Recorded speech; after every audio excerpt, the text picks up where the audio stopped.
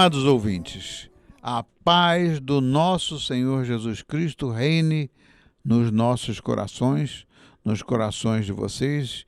Nós queremos agradecer a audiência de vocês e a perseverança em buscar da palavra de Deus para viver esses dias tão difíceis que nós estamos vivendo. No programa de ontem a gente falava sobre a garantia da certeza da salvação em Cristo Jesus. A garantia da certeza nas promessas de Deus em Cristo Jesus a respeito da salvação. Especificamente hoje, como nós estávamos falando a respeito da garantia, da certeza da salvação, né? E abordamos várias passagens bíblicas, a gente sabe que em oposição a Deus, aí existem os inimigos dessa garantia da segurança cristã. Não precisa da gente fazer muita força para a gente saber qual é o principal inimigo nosso, que ele quer fazer a gente esquecer dessa garantia, dessa segurança nossa na salvação. Então vamos orar, né, irmã? Amém, Senhor. Queremos louvar o Teu nome, Senhor, te agradecer por mais essa oportunidade para darmos continuidade, Senhor, a este assunto, Senhor. Ó Deus amado, ó Pai querido, e assim será abençoando cada ouvinte, Senhor, falando aos corações para Tua honra e Tua glória, Senhor, em nome de Jesus. Amém. Amém. E o que diz o autor desse artigo, irmã? Muito bem, inimigos da garantia da segurança cristã. Se, então, as Escrituras testificam tão poderosamente a possibilidade de segurança porque alguém nunca tem certeza e porque alguns parecem lutar continuamente com isso, porque a certeza cristã não é apenas possível, mas garantida através do trabalho do Espírito Santo de Deus, não pelo homem. Se a pessoa não vive guiada pelo Espírito Santo, jamais vai se sentir garantido no que diz respeito à segurança da salvação. Dos inimigos que nos assaltam, 3 são os principais: Satanás, o pecado e nossa psicologia quebrada. Vamos lá, Satanás, falar sobre Satanás, o primeiro aqui. Podemos esperar que o acusador de nossos irmãos os acusa dia e noite diante de nosso Deus para guerrear contra a paz do cristão. Isso é Apocalipse 12:10. E assim ele faz. Em seu clássico sobre a segurança, Religious Affections, de Jonathan Edwards, lembra aos leitores que o diabo atacou até mesmo a segurança de Jesus. Em Mateus 4:3, o tentador veio e lhe disse: se você é filho de Deus, ordene que estas pedras se transformem em pães. Ele, porém, respondendo, disse: está escrito, nem só de pão viverá o homem, mas de toda palavra que sai da boca de Deus. Então o diabo transportou a cidade santa e colocou-o sobre o pináculo do templo e disse-lhe: se tu és o filho de Deus, lança-te de aqui abaixo, porque está escrito que aos seus anjos dará ordens a teu respeito, e tomar-te-ão nas mãos, para que nunca tropeces com o teu pé em alguma pedra. Disse-lhe Jesus: também está escrito, não tentarás o Senhor teu Deus. Novamente transportou o diabo a um monte muito alto e mostrou-lhe todos os reinos do mundo e a glória deles, e disse-lhe: tudo isto te darei se prostrado me adorares. Então disse-lhe Jesus: vai-te, Satanás, porque está escrito, ao Senhor teu Deus adorarás e só a ele servirás. Então o diabo deixou, e eis que chegaram os anjos e o serviam. Muitos cristãos verdadeiros, por sua vez, ouviram esse terrível se. Se você é cristão, por que peca tanto? Por que sua fé é tão pequena? Por que seu coração está tão frio? E embora as acusações de Satanás não possam condenar aqueles a quem Deus justificou, como está em Romanos 8:33, elas certamente podem arruinar nosso conforto. O diabo sabe que cristãos bem seguros ameaçam o domínio das trevas mais do que qualquer outro, e assim ele protege sua propriedade com uma de suas armas mais usadas, a dúvida. Uma das armas mais usadas por Satanás é a dúvida. Colocar dúvida na cabeça das pessoas. E o cristão, ele só tem uma arma. Qual é a arma? É a palavra de Deus, e a palavra de Deus diz que quando ele tentou de diferentes formas, como acabamos de ler essas passagens aí, do que aconteceu com Jesus Cristo. Imagina, se Satanás tentou a Jesus Cristo de toda maneira, né? Mas aí o Senhor Deus disse para Satanás o que está escrito: ao Senhor teu Deus adorarás e só a Ele servirás. Então o diabo o deixou, e eis que chegaram os anjos e o serviram. Então, a palavra de Deus também diz que se nós resistirmos a Satanás, o que acontece? Ele foge. Então, como é que a gente pode resistir, amados ouvintes? Eu tenho falado isso para várias pessoas. Toda vez que a gente, seja até acordar de noite ou de dia, ou qualquer que seja o horário, a gente esteja perturbado e Satanás esteja botando na cabeça as dúvidas, né, para dizer, olha, larga, como a mulher de Jó falou para ele, larga esse teu Deus aí e vai à luta, né? Imagina, mas o Jó nunca desistiu do relacionamento. E ela ainda disse, abandona este Deus e morre. Né, pastor? Abandona esse Deus e morre, exatamente.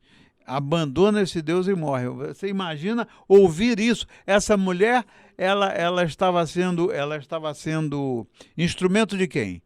De Satanás. Então eu digo a vocês, amados ouvintes, que quando aconteça coisas dessas, você clame bem alto, porque é preciso que no mundo espiritual, né, repercuta a sua voz, porque o Satanás ele não tem poder para entrar na sua mente e para ler o que você está pensando. O Senhor Jesus ele tem, Deus tem, mas Satanás não tem. Então o que acontece na prática?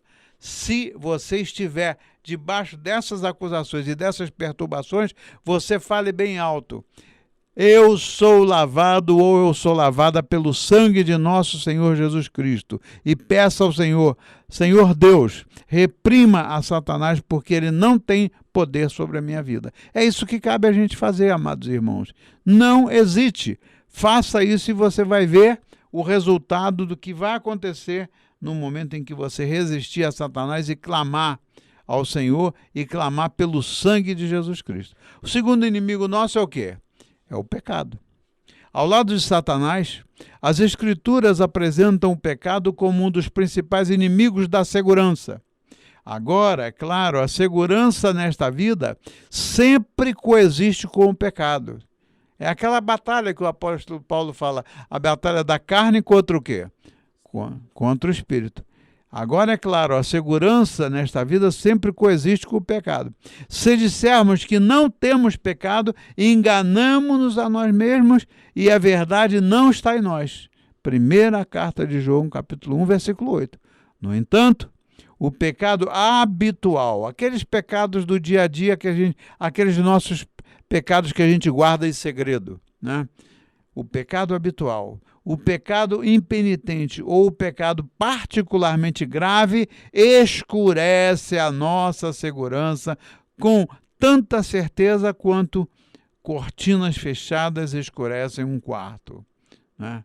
Então, é como o pecado habitual e o pecado impenitente, o pecado que é grave ou o pecado que é pequeno, mas ele é continuado e ele não está seguido de um arrependimento, ele escurece a nossa segurança, ele embaça a nossa segurança, né, colocando dúvida na nossa mente. Mas isso não quer dizer que o Senhor te abandonou, amado ouvinte. Nisto conhecemos que o conhecemos. Escreve o apóstolo João, se guardarmos os seus mandamentos. E a palavra de Deus diz que aqueles que o amam são aqueles que guardam os seus mandamentos. Veja em 1 João 2,5. E, portanto, quando um padrão de obediência aos mandamentos dá lugar a uma quebra de mandamentos, e um padrão de arrependimento à teimosia, e um padrão de confissão ao segredo, né, não podemos saber que o conhecemos com a mesma confiança de antes. Então, essa confiança, essa certeza, essa fortaleza, esse sentimento que vem da parte do Senhor, né, ele pode até ser abatido quando nós não nos arrependemos e quando essa cortina de trevas entra na nossa mente. Então podemos estar seguros nas garras de Jesus, como Pedro estava mesmo quando negou o seu Senhor. Mas nosso senso dessa segurança é justamente fraco até que nos voltemos e novamente tenhamos ouvido a sua voz perdoadora.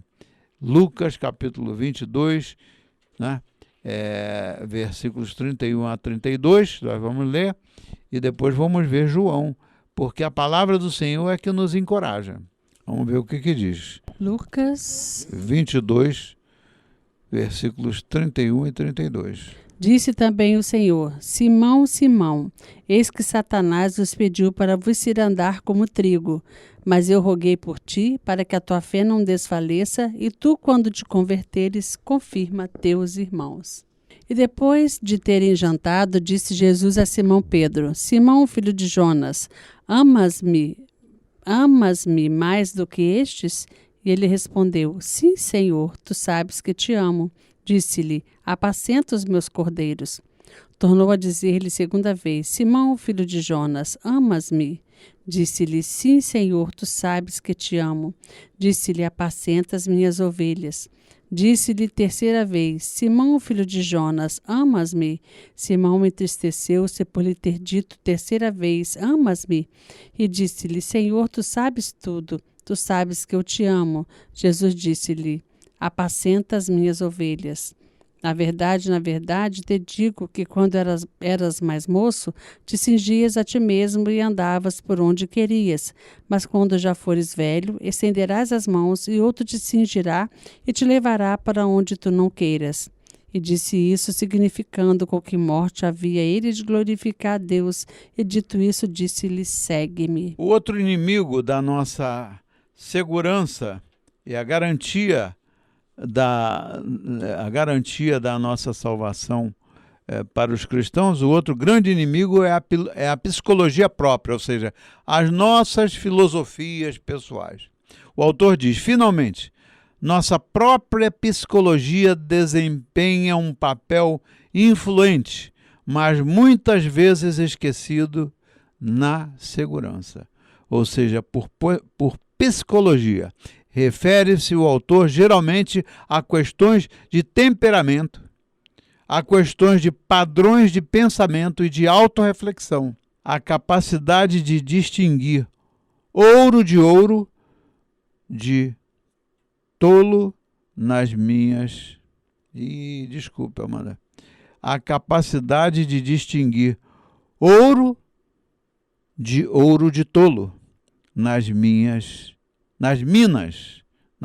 da alma. João nos adverte que pode chegar o tempo em que o nosso coração nos condena injustamente. 1 João 3,19. E os corações de alguns, devido a uma filosofia, a uma psicologia quebrada, a um estilo de vida, a um sistema de pensamentos, ou os padrões de pensamento da pessoa, às vezes leva o coração de alguns, devido a essas crenças pessoais, a se condenarem com mais frequência. E existe um autor chamado Sinclair Ferguson, que ele escreveu: um indivíduo pode ter fé forte, muita graça e rica evidência de serviço frutífero, mas carecer de plena segurança por causa de temperamento natural. O homem natural, como diz o apóstolo Paulo, é aquele que não conta com o Espírito Santo. né? O temperamento natural é o temperamento pecaminoso. O homem que tem esse temperamento natural é um homem que está apartado de Deus. Então, o indivíduo, diz o Ferguson, um indivíduo pode ter até uma fé forte, pode ter muita graça e a rica evidência de serviço frutífero, mas ele pode carecer da plena segurança por causa do seu temperamento natural. Imagina, como é que o temperamento... Por isso é que o Senhor disse que aquele que nascer de novo da água e do Espírito, esse sim é a pessoa que é salva. Porque nascer da água, nós nascemos do ventre da nossa mãe. Agora, nascer da água e do Espírito, aí deixamos de ser o homem natural para sermos o homem, o ser espiritual.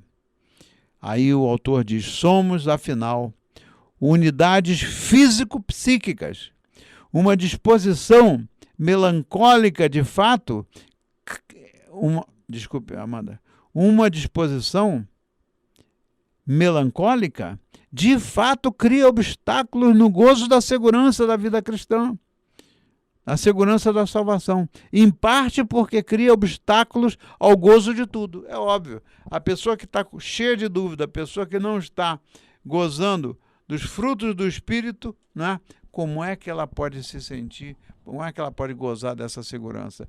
Então, esses são os obstáculos, são os inimigos do homem. E um dos inimigos é esse aí, é o que leva a pessoa a viver pelas suas filosofias, da maneira como aquela pessoa foi criada, da maneira como a sua família, a fé da sua família, isso tudo influencia. Então, precisamos de ser nascidos de novo. Então, o autor Ferguson diz, parafraseando o puritano Thomas Brooks, lá em 1608, né, até 1680, se os olhos da alma usam óculos escuros, então até o sol pode parecer negro. Interessante, né? Interessante, né?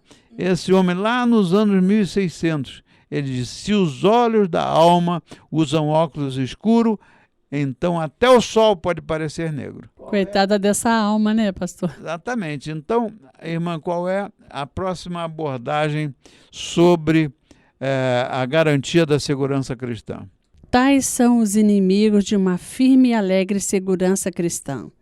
Mas por maiores que sejam, maior é aquele que está em vós. 1 João 4:4.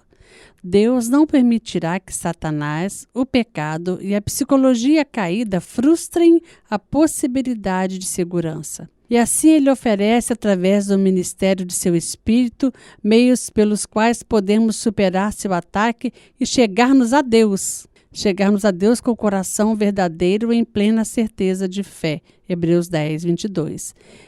E em sua providência, seus três grandes meios contrariam nossos três grandes inimigos. As promessas derrotam as acusações de Satanás, a semelhança de Cristo supera as trevas do pecado e o testemunho do Espírito silencia nossa psicologia quebrada. É isso aí. Então, é pelo ministério do Espírito de Deus na nossa vida, né, que nós podemos superar todos aqueles ataques dos inimigos. De quem? Satanás, da nossa filosofia quebrada, né, e do pecado. Agora, aí sim, pelo ministério e somente pelo ministério do Espírito Santo de Deus que nos foi enviado por Jesus Cristo, nós chegamos a Deus com um coração verdadeiro em plena certeza de fé. Então, Hebreus fala da fé, né? E sem a fé, o que diz as Escrituras? Não podemos agradar a Deus. Sem a fé, amados ouvintes, é impossível agradar a Deus. Promessas do Senhor Deus. Para combater as acusações do diabo, Deus dá suas preciosas e grandíssimas promessas, como está em 2 Pedro 1:4, especialmente aquelas promessas que prometem sua paciência, bondade e favor para conosco em Cristo. J. Packer, entre 1926 e 2020, em um de seus livros, observa o imperceptível, mas crucial para conectar Romanos 5:5 e 5:6. No versículo anterior, Paulo oferece uma imagem de confiança calorosa. A esperança não nos envergonha, porque o amor de Deus foi derramado em nossos corações pelo Espírito Santo que nos foi dado. Podemos supor que tal derramamento de corações acontece inexplicavelmente, talvez até misticamente. Não tão. No versículo seguinte, o pequeno para de Paulo nos atrai para a fonte do Espírito, porque estando nós ainda fracos, Cristo morreu no tempo certo pelos ímpios. Romanos 5:6. Em outras palavras, o amor de Deus entra no coração daqueles cujas mentes estão fixadas no Calvário. Paulo segue o mesmo caminho mais tarde em Romanos 8, onde ele coloca a acusação contra os eleitos de Deus ao lado da morte, ressurreição, ascensão e intercessão de Cristo. Romanos 8, 33 e 34. Implicando que no tribunal da alma as acusações do diabo só morrem quando apoiamos nosso caso na pessoa, no trabalho e nas promessas de nosso eterno advogado. A certeza é, em primeiro lugar e principalmente, o fruto de contemplar Cristo e as promessas que Ele nos oferece com mãos perfuradas. Assim como diz Brooks, deixe que seus olhos e coração, primeiro, mais e por último, sejam fixados em Cristo. Então a certeza se deitará e dormirá contigo. É isso aí, a certeza da salvação. E aí o Paulo é muito claro, porque estando nós ainda fracos, Cristo morreu no tempo certo pelos ímpios. Jesus Cristo veio para aqueles que eram enfermos da alma e enfermos fisicamente também. Ele não veio para os sãos, né? E a coisa mais linda que a gente pode encontrar é essa afirmação: a esperança não nos envergonha. Por quê? Porque o amor de Deus foi derramado em nossos corações pelo Espírito Santo que nos foi dado. Jesus Cristo, antes de ascender ao céu, ele prometeu que nós não íamos ficar órfãos. Você não é órfão, meu amado irmão, minha amada irmã, porque o Senhor é aquele que te ama. O Senhor é aquele que garante a sua vida. Então, como diz Brooks, deixe que seus olhos e o seu coração, primeiro, né, sejam fixados em Cristo. Então, a certeza se deitará e dormirá contigo. Que coisa linda, né? A gente deitar e dormir tranquilo, sabendo que a certeza da salvação, que o Senhor está nos guardando, né? E depois o autor fala sobre a semelhança de Cristo. Ele diz o seguinte: então, sem tirar nossos olhos e coração de Cristo, o Espírito também nutre a nossa obediência. Como é que podemos, amados ouvintes, ser obedientes aos mandamentos do Senhor se nós não estivermos vivendo pelo Espírito, pelo poder do Espírito? Então ele diz, sem tirar nossos olhos e coração de Cristo, o Espírito também nutre a nossa obediência. Não tem como sermos obedientes afastados de Cristo. Ao revelar a glória de Cristo, ele nos transforma. O Espírito de Deus nos transforma na mesma imagem, de grau e glória para o outro, ou seja, a imagem de Jesus, 2 Coríntios 3:1. Ele nos faz um pequeno jardim de graça, onde os frutos da semelhança de Cristo criam raízes e crescem. Está lá em Gálatas 5, 22 e 23. Ele também coloca um capacete em nossa cabeça e uma espada em nossas mãos para lutar contra as obras do corpo. Aí, em Romanos 8:13, está afirmado isso. Amados irmãos, eu quero repetir para vocês apontarem o quão importante são essas passagens a respeito de nós perseguirmos o propósito de sermos mais e mais semelhante a Cristo dia após dia na nossa vida. As passagens são 2 Coríntios 3:1, Gálatas 5, 22 e 23 e Romanos 8, versículo 13. À medida que andamos pelo seu poder, olhando para Cristo, tornando-nos como Cristo e confessando nossas falhas ao longo do caminho, o Espírito Santo de Deus nos assegura que, de fato, o velho já passou, eis que veio o novo. Que coisa linda, né? À medida que nós caminhamos, né, confessando as nossas falhas ao longo do caminho, o Espírito Santo nos assegura, é Ele que nos assegura que o velho homem já passou, as coisas do passado já se foram e eis que veio o novo. É essa a mensagem de fé para hoje, meus amados irmãos. Nós temos que viver pela fé e fazendo aquilo que Jesus mandou, sendo obedientes ao Senhor, nós aí já não seremos mais o velho homem, mas a nova criatura, né, que ressurgiu da água e do Espírito. A semelhança com Cristo pode crescer lentamente. Às vezes acontece isso. É um processo longo, que dia após dia o Senhor vai limpando as sujeiras da sua alma e da minha alma, né, para a gente ser mais e mais como Cristo. Então, a semelhança com Cristo pode crescer lentamente e geralmente faz. Também podemos lutar em diferentes épocas para discernir o fruto espiritual genuíno em meio aos espinhos do nosso pecado interior. É óbvio, às vezes a gente vive em diferentes épocas e o trabalho do Espírito Santo vai passo a passo até a gente discernir os frutos do Espírito, os frutos genuínos do Espírito em meio aos espinhos do nosso pecado interior. Então, aí vem a outra promessa, mas o Espírito que cresce sua graça dentro de nós pode nos treinar também para reconhecê-la. Como Thomas Good escreveu, o Espírito primeiro escreve todas as graças em nós e então nos ensina a ler a sua caligrafia. Outra frase muito bonita. O Espírito de Deus escreve todas as graças em nós, porque diz que a palavra de Deus está escrita no nosso coração. E aí, então, ele nos ensina a ler, não basta estar escrita no nosso coração, a palavra de Deus, mas ensina a ler com a caligrafia do Espírito e não com a nossa caligrafia que é ilegível. Então, abraçar a obediência como um meio de segurança não requer introspecção obsessiva. Tem gente que é introspectivo obsessivamente, né? Na verdade, a introspecção obsessiva geralmente faz mais para sufocar a graça do que para cultivá-la.